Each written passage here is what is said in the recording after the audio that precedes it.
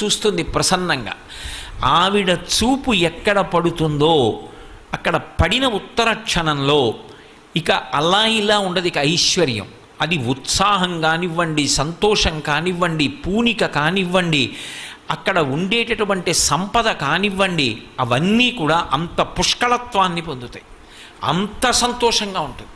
అందుకే ఆవిడ చూపులలోంచే అంతటి అనుగ్రహ ప్రసరణం చేసింది. అందుకే ఐశ్వర్యం ఎక్కడి నుంచి ఇస్తుంది అంటే ఆమె యొక్క చేతిలోంచి ఇస్తుంది అని చెప్పడం సాధ్యం కాదు. అందుకే లక్ష్మీ కటాక్షము అంటూ ఉంటారు.